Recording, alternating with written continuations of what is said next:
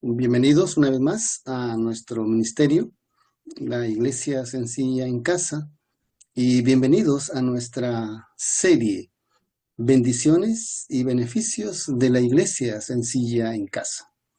Hoy estudiaremos la reflexión número 19, en la cual estaremos reflexionando acerca de los ancianos en la Iglesia del Nuevo Testamento, que es el modelo para los ancianos de la Iglesia Sencilla en Casa. Cuando nosotros miramos el libro de los Hechos, vemos que allí, voy a usar la palabra liderazgo, vemos que allí había un liderazgo que estaba a cargo de los apóstoles, los ancianos y los diáconos en la iglesia. Entonces, para dirigir una iglesia, para estar a cargo de una iglesia, la persona tenía que tener el don de ser pastor. Ese anciano tenía que tener el don de ser pastor. Entonces, este anciano estaba a cargo de una iglesia local. Una iglesia local, pues, era una iglesia de discípulos, entendiéndose una iglesia de discípulos entre pues 12, 15 o 20 discípulos. Voy a leer Hechos 14:23, donde dice: y cuando les hubieron elegido ancianos en cada una de las iglesias, y habiendo orado con ayuno, los encomendaron al Señor en lo cual habían creído. Es decir, los apóstoles, ellos establecieron en cada iglesia un anciano. Pero aquí nos dice que tal vez eran más de uno, claro, porque ahí también estaba el otro siervo, el cual es el diácono o los servidores. Hechos 15, 4 al 6 nos dice: y venidos a Jerusalén, está hablando de la ciudad de Jerusalén, fueron recibidos de la iglesia y los apóstoles y de los ancianos. Es decir, en Jerusalén se reunieron, según Hechos 15, para tratar un tema de doctrina. Pero allí en esa reunión nos dice que estaban juntos todos, la iglesia, los apóstoles y los ancianos. Entonces, el anciano era el pastor de la iglesia local, era el líder, el responsable espiritual de la iglesia local. Entonces, este hermano, este anciano, eh, era alguien que compartía su tiempo. Un tiempo dedicaba para su trabajo y el otro tiempo dedicaba para la iglesia local. Una iglesia en casa, una iglesia de discípulos de 12 a 15 o 20 fieles, 20 creyentes. Y eso dinamizaba la evangelización porque proliferaban un modelo de discipulado, un modelo de producir y formar nuevos líderes, y por lo tanto proliferaba la plantación de las iglesias sencillas en casa. Entonces, cuando las iglesias sencillas en casa aumentaban y crecían, entonces venía la segunda función de los ancianos. Y la segunda función de los ancianos es ser un supervisor o ser un superintendente.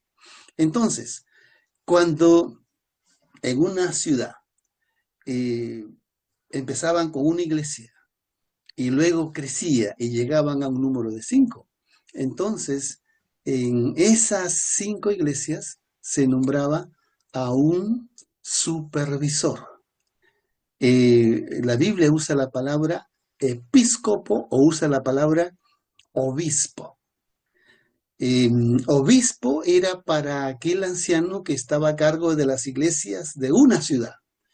Y el episcopo era el anciano que estaba a cargo de las iglesias de más de 2 o 3 ciudades juntas. Entonces, por ejemplo, Hechos 20:17 dice, y enviando desde Mileto a Éfeso, hizo llamar a los ancianos de la iglesia. Es decir, aquí el apóstol me está mencionando que él mandó llamar a los ancianos de una región que estaba comprendida entre Mileto y Éfeso. Habían varias iglesias y en cada iglesia había un anciano. Y cada cierto número de iglesias había un supervisor, que también era un anciano. Entonces, en Tito 1:5 hasta el 12, vemos otra vez la misma figura. Por esta causa te dejé en Creta, para que acabases de poner en orden las cosas que faltaban y ordenases ancianos en cada ciudad. Es decir, Pablo le encarga a Timoteo, que era allí en esa región de Creta, y la región de Creta estaba formada por varias ciudades, y Tito era el anciano supervisor de esa región de Creta. Pablo le dice a Tito, tienes que nombrar ancianos en cada ciudad. Hechos 20:28 dice, por tanto, mirad por vosotros y por todo el rebaño sobre el que el Espíritu Santo ha puesto por sobreveedores para apacentar la iglesia del Señor. Es decir, sobre supervisores o superintendentes. Este es el segundo modelo de liderazgo. Uno es el anciano de la iglesia local y el otro es el anciano de las iglesias de una ciudad o de una región. Entonces, es de esta manera que la iglesia del Nuevo Testamento del primer siglo así se organizó. Y esto era un liderazgo horizontal. Horizontal. Porque miren lo que dice aquí el texto que les voy a leer. Dice Primera de Tesalonicenses 5:12. Primera de Tesalonicenses 5:12. Y os rogamos, hermanos, que reconozcáis a los que trabajan entre vosotros. Es decir, era un liderazgo horizontal. Segunda de Timoteo 2:2 dice, y lo que has oído de mí entre muchos testigos. Es decir, nadie era jefe que el otro. No había una jerarquía. Lo que había eran funciones y responsabilidades, grandes o pequeñas, pero nadie era más importante que otro. Y como les mencioné, para ser anciano se necesitaba tener el don de ser pastor. Entonces, si tú quieres tener la bendición de ser alimentado y dirigido por esta forma de organización y liderazgo de la iglesia del Nuevo Testamento, pues el mejor lugar es la iglesia sencilla en casa.